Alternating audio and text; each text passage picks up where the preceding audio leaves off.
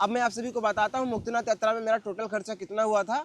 ऐसी नौबत आ गई थी कि मेरे पास पैसा ही नहीं था, मैं नेपाल से घर भी नहीं आ सकता था। अगली बार मैं साइकिल यात्रा कहाँ करूँ, आप लोग कमेंट करके जरूर बताइएगा कि मैं साइकिल यात्रा क्यों किया हूँ जबकि मेरे पास बाइक था। हेलो दोस्तों, नमस्ते। स्वागत है आप सभी का एक नए ब्लॉग में। तो दोस्तों अभी सुबह का वक्त है और सुबह के 8 बज रहे हैं और अभी दोस्तों किचन में है हम लोग। हाँ। और देख सकते हैं अभी खाना का तैयारी हो रहा है धीरे धीरे करके। और दोस्तों आज का मौसम देखिए काफ़ी प्यारा लग रहा है क्योंकि रात को ना बहुत ज़्यादा तेज आंधी तूफान बह रहा था, इसलिए आप लोग देख सकते हैं एकदम बादल है। थोड़ा थोड़ा सुबह को बारिश भी हुआ था। गुड मॉर्निंग दोस्तों, नमस्ते। और अभी इनकी बड़ी लल्ला सोई है और छोटी लल्ला चाय पी रही है बाहर। है। गुड मॉर्निंग बोला, गुड मॉर्निंग बोला, गुड मॉर्निंग बोला। और ये देखिए दोस्तों सुबह सुबह मस्त से रेडी हो चुके हैं। इसका ड्रेस कैसा लग रहा है कमेंट करके ज़रूर बताइएगा। चाय पी, चाय पिए लू लाला। हाँ का ये देखो कितने सुंदर सुंदर फ्लावर का ओहो, ये देखिए दोस्तों हम लोगों के खेतों में ताज़ा ताज़ा हरा हरा मिर्च, हरा मिर्च। है इधर। और अभी इसका पेड़ देखिए इतना छोटा ही है और कैसे फूला रहा है और सब में मरचा है। वो देखिए दीदी दिखा रही हैं छोटे छोटे छोटा छोटा। तो इतना सारा फूल का पेड़, मुझे तो नाम भी नहीं पता है। ये से जैसा लग रहा है गोभी, लेकिन ये गोभी नहीं है। और ये तो मेरे ख्याल से रोजमेरी है शायद से। इधर हम लोग का लहसुन सब खुदा उदा कर रख दिया गया बांध कर। और उधर भी प्याज, बस प्याज बाकी है। आधा काम खत्म हो गया है और आधा काम बस बाकी है प्याज को। अब जो पानी सूखेगा ना तो हम लोग प्याज को खोल लेंगे। अब ये सूख जाएगा दोस्तों तो हम लोग इसको पीट पाट कर इसको निकाल लेंगे। और ये देखिए दोस्तों हमारे खेतों में का भिंडी भी हो रहा है, मूली भी है। ये देखिए आप लोग पेड़ कितना छोटा है, उसमें निकला है भिंडी 1 2 3।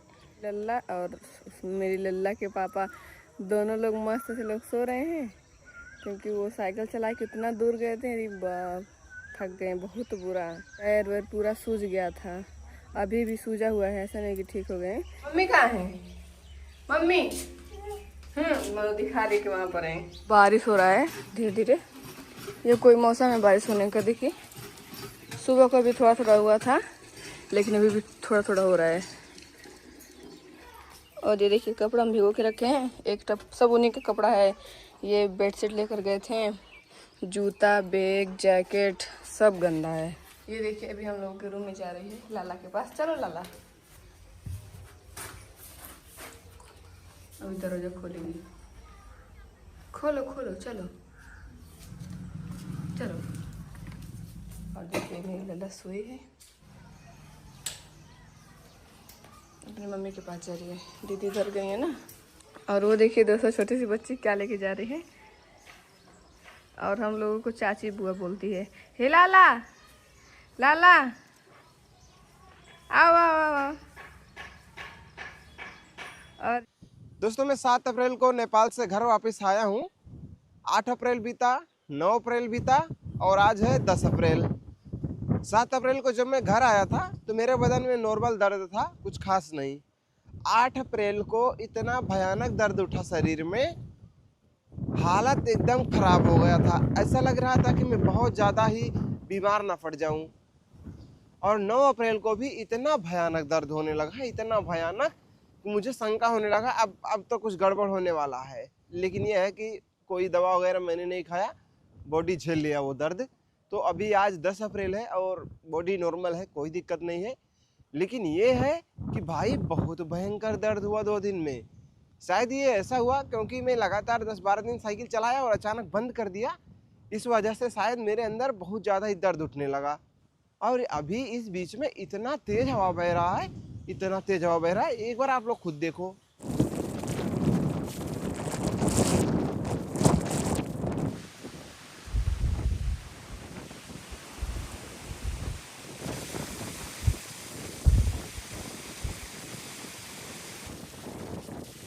आप में से बहुत सारे भाइयों लोग का कमेंट आया है मेरी साइकिल यात्रा से रिलेटेड, तो सभी सवालों का जवाब देना है। छत पे तो पॉसिबल ही नहीं है भाई साहब, इतनी भयंकर हवा बह रही। भाइयों मेरा साइकिल यात्रा से रिलेटेड जो भी आप सभी के सवाल थे मैं उन सभी का जवाब देने वाला हूँ अब। तो एक भैया ने पूछा है मिस्टी वर्ल्ड AI करके, इन्होंने सबसे पहले पूछा है कि आपके घर से मुक्तिनाथ की दूरी कितनी है। मेरे घर से मुक्तिनाथ की दूरी लगभग 400 किलोमीटर पड़ता है। क्रेजी बॉय 07D4I ने पूछा है भैया जी आपको जाने में 10 दिन लगे और एक ब्लॉग में घर आने, एक दिन में ब्लॉग, वो भी कैसे भैया। मतलब इनके कहने का मतलब ये है कि मैं तो गया तो 10 दिन लगा, आते वक्त एक ही 2 दिन में कैसे पहुंच गया। तो भैया मैंने पहले ही बोला था कि भाई देखो अभी आते वक्त मेरे को चढ़ान था तो मैं ताकत लगा के चढ़ गया था, लेकिन उतरते वक्त साइकिल का ब्रेक नहीं काम करेगा, ऊपर से बर्फ गिरा है, अगर साइकिल का ब्रेक नहीं काम करेगा तो भी मैं खाई में गिर सकता हूँ, और ब्रेक काम करेगा तो बर्फबारी हुआ है वैसे ही पहिया फिसल जाएगा तो फिर नुकसान हो सकता है। तो मैंने तो पहले ही बोल दिया था कि साधन पे रख के मुझे पहाड़ को पूरा कवर करना पड़ेगा ताकि मैं सुरक्षित अपने घर तक पहुँच सकूँ। तो मैंने साइकिल को बस के ऊपर रखा था और बस में बैठ के मैं आया था बुटवल तक, बुटवल जो कि मेरे घर से लगभग 150 किलोमीटर दूर है। और रात के 2 बजे से साइकिल चला के शाम के 6 बजे तक मैंने साइकिल चलाया और लगभग 140 किलोमीटर चला के साइकिल में घर पहुंच गया था। अमन कुमार जी ने पूछा है भैया एक फुल डिटेल वीडियो बना दीजिए पैसे का। यही सेम सवाल बहुत सारे लोगों ने पूछा है दोस्तों। जैसे देखिए विजय राम जी ने पूछा कितना खर्चा हुआ, पूरा बताइए, एक्सप्लेन करें। और एक दो भैया लोगों ने पूछा था, देखिए थियोड्रोना करके एक भैया हैं, इन्होंने पूछा भाई आपका टोटल कितना खर्चा हुआ। नेपाल में भारत का रुपया भी चला लेते हैं वो लोग, रूम का कितना मिल जाता है, रूम का कितना मिल जाता है, आप इस टॉपिक पर डिटेल वीडियो भी बनाइए। तो खर्चा के बारे में डिटेल बात करेंगे। और रूम की बात की जाए तो रूम लगभग में 600 रुपया में, नेपाली 600 में एक रूम मिल जाता है। जब हम बहुत ज़्यादा फेमस एरिया में नहीं होते हैं, जैसे मुक्तिनाथ में भाई 600 में मिलना बहुत मुश्किल होता है, लेकिन मैंने सुना था कुछ लोगों से कि वहाँ पर भी 600 रुपया में मिल सकता है। तो वहाँ भी सस्ते रूम मिलते हैं, लेकिन आपको सही समय पे जाना पड़ेगा। अगर आप शाम को जाते हैं 6-7 बजे तो वहाँ पर देखो भाई कोई भी रहेगा, सामने वाले की मजबूरी देख के दाम बताता है, तो ये भी ध्यान रखना है हम लोग को। और एक भैया ने पूछा है नोट शोहरत जी ने, भाई मुझे भी जाना था तो अगर साइकिल से जाऊँ कितना खर्चा आएगा, मैं यूपी के रामपुर से, प्लीज़ भाई बता दो प्लीज़। साइकिल से देखो मित्रों, आप में से बहुत सारे लोग के मन में ये सवाल होगा कि भाई मुझे साइकिल से यात्रा करनी चाहिए या बाइक से, कौन आसान पड़ेगा। तो भाई देखो अगर आप लोग साइकिल से नेपाल जाते हैं तो एक बात जरूर याद रखना, अगर आप ये सोचते हैं कि मैं साइकिल से जाऊंगा मेरा पेट्रोल का खर्चा बच जाएगा, मेरा भंसार का पैसा बच जाएगा, मेरा रोड टैक्स का पैसा बच जाएगा, तो ये आप सबसे बड़ी गलती कर रहे हो। देखो मुझे लगे थे वहाँ 12 दिन नेपाल में टोटल, और 12 दिन का अगर रोड टैक्स भंसार देखा जाए ना तो एक दिन का 400, 12 चौक 48, 4800 का, यानी कि इंडियन हो जा रहा है 3000 रुपया हम लोग का ये बचा है। लेकिन बाइक से हम लोग 4-5 दिन में घर वापस आ जाते, जबकि साइकिल से हमें 12 दिन लगे। 12 दिन में से 2 दिन हम लोग का रूम का भाड़ा नहीं लगा था कि उन्होंने हमारी मदद की थी। तो 10 दिन का रूम का भाड़ा अगर जोड़ लिया जाए तो मोटा मोटी अगर इंडियन मान लो 600 रुपया रूम का मान लो, तो 6000 रुपया रूम का भाड़ा हो जा रहा है। और 2 लोग मिला के दे रहे थे तो एक जन का 3000 रूम का भाड़ा, और खाने का ही सेम, तो 6000 लगभग रूम का भाड़ा, और ये 6000 यही हो जा रहा है। एक भैया ने पूछा है मथुरा सिंह, मुकेश भाई अगर बाइक से चला जाए तो कितना खर्चा होगा, मैं गोरखपुर से हूँ। तो आपका पैसा नॉर्मल खर्चा होगा, बहुत ज़्यादा नहीं। देखिए आपका घर कितना दूर है सुनौली बॉर्डर से, मायने ये रखता है। तो मैं सुनौली बॉर्डर से एक अंदाज़ा बता रहा हूँ।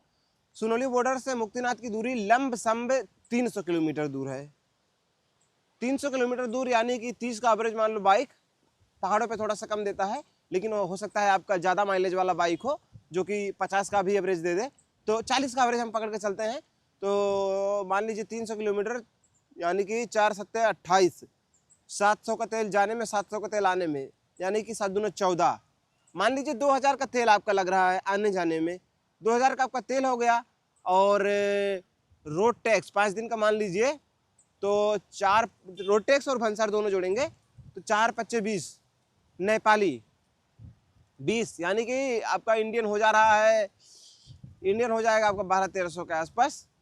तो मान लीजिए 3300 के आसपास, 3500 पकड़ के चलते हैं, 3500 आपका ये खर्चा हो गया। तो मोटा मोटी अगर खर्चा की बात की जाए बाइक से तो 5000 से लेकर 10,000 का खर्चा हो सकता है। अब मैं आप सभी को बताता हूँ कि मुक्तिनाथ यात्रा में मेरा टोटल कितना खर्चा हुआ था। तो देखो, हम 8,000 लेकर गए थे घर से और हमारा अनुमान था कि 5,000 ही लगेगा। और ऐसा इसलिए क्योंकि टेंट हम लेकर गए थे, हमारा रूम का भाड़ा बच जाएगा, ये सोच कर गए थे हम। लेकिन वहाँ जाने के बाद ना ऐसा लगा यार कि भाई सेफ्टी का भी ध्यान रखना पड़ेगा वगैरह वगैरह, ये सब थोड़ा मन में डर बस गया। तो इस वजह से मजबूरी में हमें रूम लेना पड़ रहा था। तो 8,000 लेकर गए थे, जिसमें से दोस्तों मेरे सारे पैसे खर्च हो गए थे। मेरे पास इतने पैसे नहीं थे कि मैं घर वापस आ जाऊँ, लेकिन काफ़ी सारे भैया लोग ने मेरी मदद की थी, हम दोनों को मदद मिला था। तो इस वजह से हम लोग घर वापस आ गए थे मदद की वजह से। मेरे पास इतने पैसे ही नहीं थे कि मैं घर वापस आ जाऊँ, सच बता रहा हूँ। तो जब 3800 रुपया मदद मिला इंडियन करेंसी, तो हम लोगों ने आधा आधा कर लिया, 1900। तो ये पैसा हम लोग का भाड़ा वगैरह हो गया और उसी पैसे से हम लोग घर आ गए, वरना हमारे पास इतना पैसा नहीं था कि हम लोग घर वापस आ जाए। सच बता रहा हूँ भाई, ये सच्चाई है। और देखो, अगर आप लोग साइकिल से जाते हैं भाई, मैं तो कहूँगा मुक्तिनाथ मत जाना साइकिल से। और अगर बाई चांस आप साइकिल से सोच भी ले रहे हैं ये सब सुनने के बाद, तो भाई बढ़िया साइकिल लेके जाना जिसमें गियर वगैरह हो, डिस्क ब्रेक हो, ताकि चढ़ाई भी करने में आपको आसानी हो और उतरते वक्त ब्रेक आपका बढ़िया काम करे और उतरने में भी आसानी हो।